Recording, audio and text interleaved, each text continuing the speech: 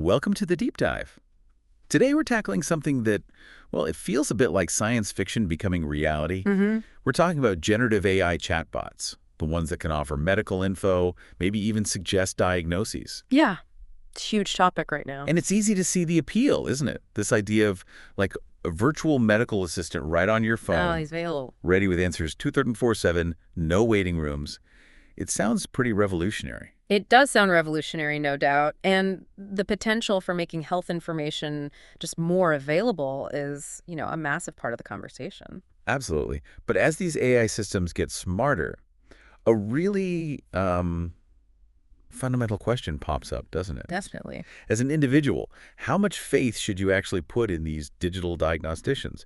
Can an algorithm truly get a handle on all the complexities, the nuances of being unwell? That's the core issue. And what are the potential downsides, the pitfalls we should all be thinking about? That's really what's driving this deep dive today. Right. Our mission, if you like, is to properly dig into this whole AI and medical diagnosis situation. Yeah. Looking squarely at both the exciting possibilities and the real-world risks. Got to look at both sides. So you, the listener, can come away with a clear, informed perspective on it all. Which is crucial, I think. Separating the genuine potential from, let's face it, some understandable hype is key when we're talking about something as personal as our health. Okay, so let's start there with the upside. The promise and potential of generative AI in medicine. What are some of the big advantages being talked about? Oh, a major one is definitely this idea of increased accessibility. Right. Think about people maybe in remote areas or those with limited mobility. Getting to a doctor's office can be a real challenge for them. Sure.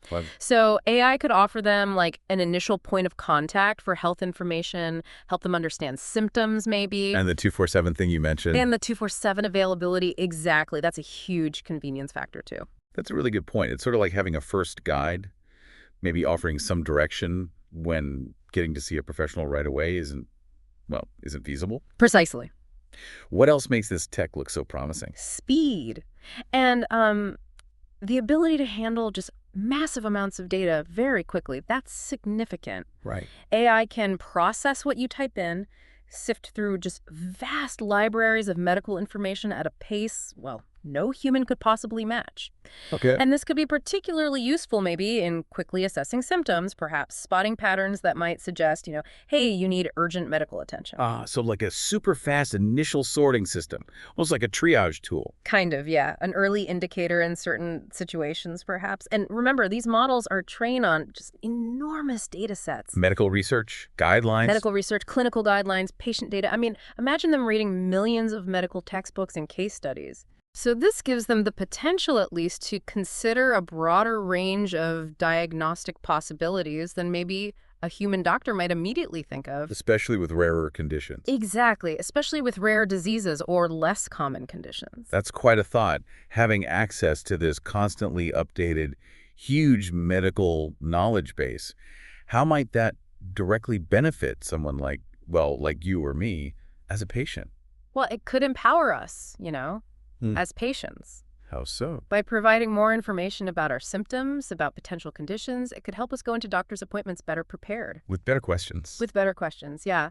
Help us understand complex medical terms and just generally be more active participants in our own healthcare decisions. So instead of feeling a bit lost, maybe patients could walk in feeling more informed, ready to have a real discussion. Precisely. And it's not just about empowering patients. AI can also be a really valuable tool for healthcare professionals themselves. Okay. For the doctors and nurses. Yeah.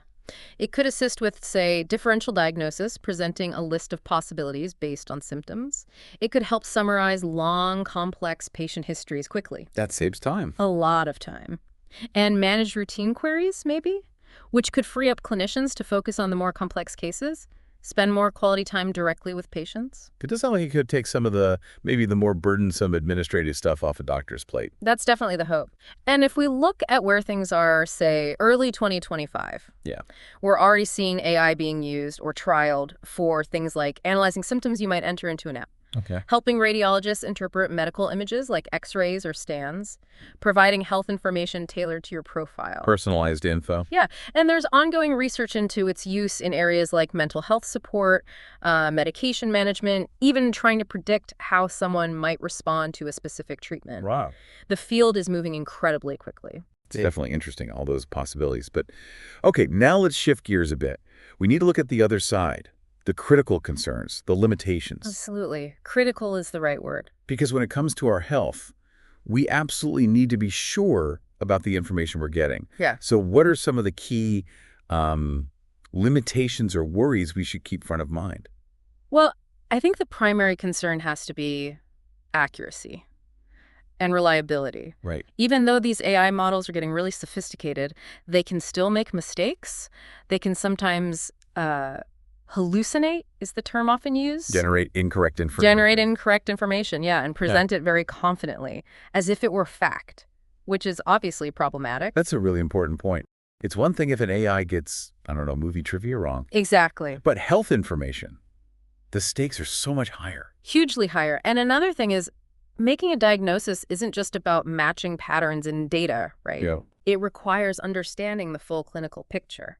That means a patient's complete medical history, their lifestyle, their social environment, even their emotional state. All the context. All the context that contributes to their overall health. Plus, and this is crucial, there's the physical examination. Which an AI can't do. Which an AI chatbot simply cannot do. That hands-on assessment is often absolutely vital for reaching the right diagnosis. Right, you just can't replace that or the doctor's experience in just observing a patient, picking up on subtle things. Precisely. Human communication, the ability of a doctor to notice those nonverbal cues, the empathy they can provide, these are all really vital parts of healthcare. That AI currently, at least. That AI currently just isn't equipped to handle in the same way. Not even close, really. Okay, so that brings us to another tricky point. Who's responsible if things go wrong? If there's a misdiagnosis from an AI? Yeah, that's a huge question. There are definitely major questions around accountability, around responsibility. So, if an AI gives bad advice and it leads to a negative health outcome, who carries the can? Exactly. Is it the person who used the AI? Is it the developers who created the algorithm? The company that deployed it? These are really complex legal and ethical issues that, frankly, we're still grappling with. There aren't easy answers yet. It feels like we're in a bit of maybe a legal and ethical gray zone right now. Very much so. What else should we be considering? Well, think about how people already use search engines for health information. You know, the whole Dr. Google phenomenon. Oh, yeah, definitely. Leads to a lot of anxiety sometimes. It can. And generative AI could potentially amplify this, put it on steroids, basically. How so? If a chatbot provides a list of possible conditions, and some of them sound quite serious, it could understandably ramp up anxiety levels quite significantly. Without a professional there to contextualize it. Exactly.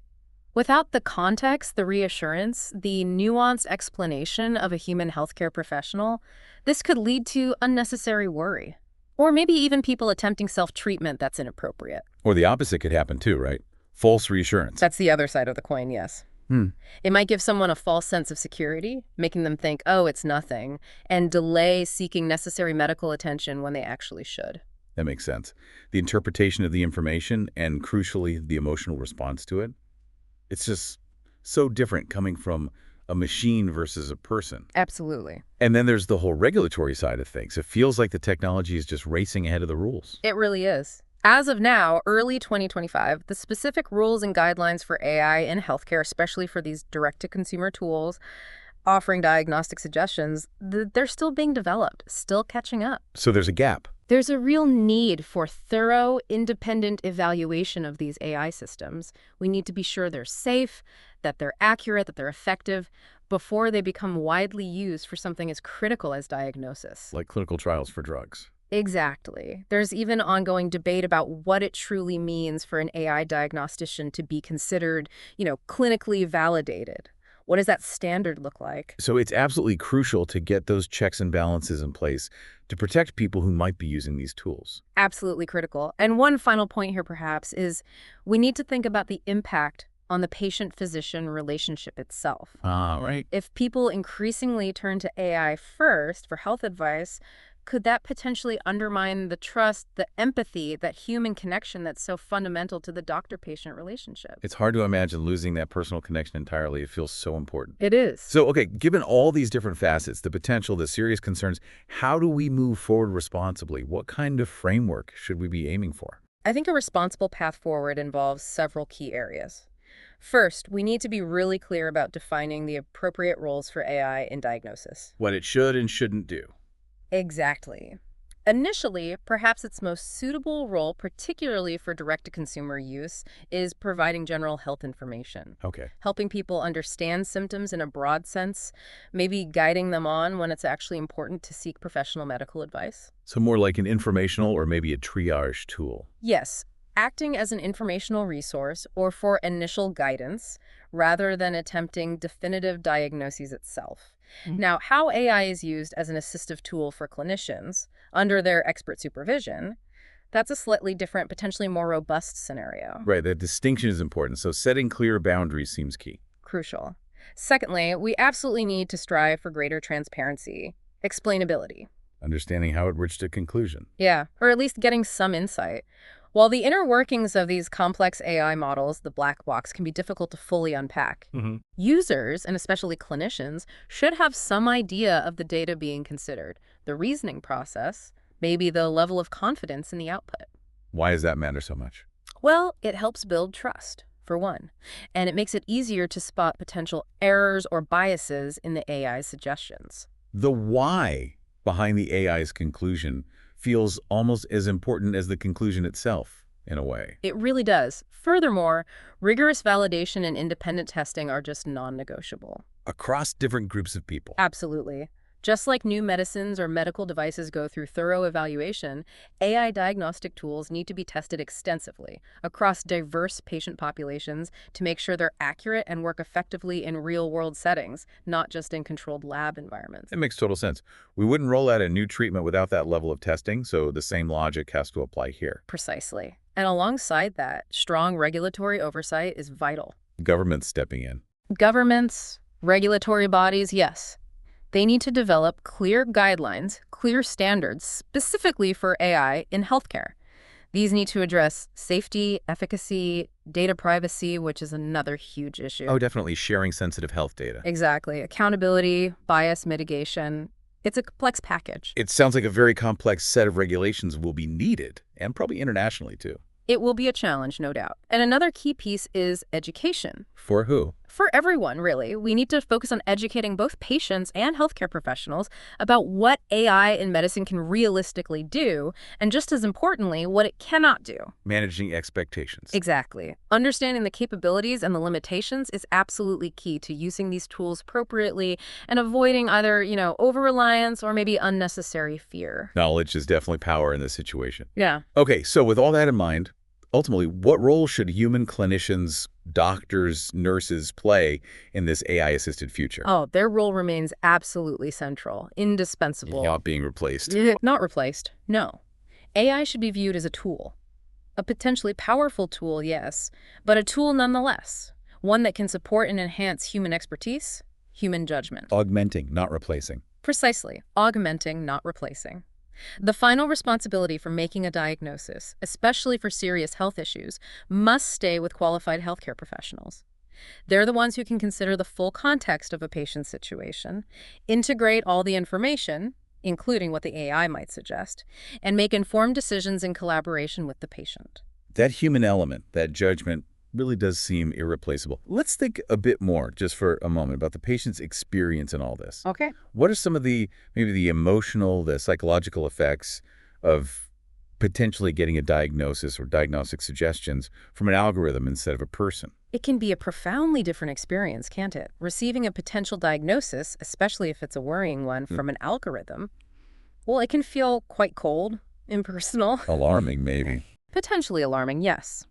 While I suppose some people might appreciate the directness, many others could find it just creates more anxiety. It lacks the reassurance, the empathy, the nuanced communication that a good human doctor can offer. Yeah, I can easily imagine feeling a sense of unease or maybe a lack of closure if that kind of serious information just comes from a machine prompt. Exactly. And that brings us back to trust, doesn't it? Trust is so foundational in healthcare. Hmm. Can a patient truly feel the same level of trust in the output of a machine, an algorithm, when it comes to something as personal and critical as their health? It's a big question. It is. For many people, I suspect that human connection, the feeling of being truly heard, the ability to ask follow-up questions and receive empathetic, understanding responses, that's an inherent, vital part of the healing and diagnostic process itself. Which AI can't replicate. Which AI, certainly in its current form, just cannot replicate. It can process data, present information, but it can't replicate that genuine human interaction, that therapeutic relationship. That sense of trust and understanding that comes from a human connection really does seem so fundamental to healthcare, doesn't it? It absolutely is. It's about so much more than just data points. It's about the human experience of being ill and the human process of getting well. This has been a really, really valuable look into what's clearly a complex and um, rapidly evolving area.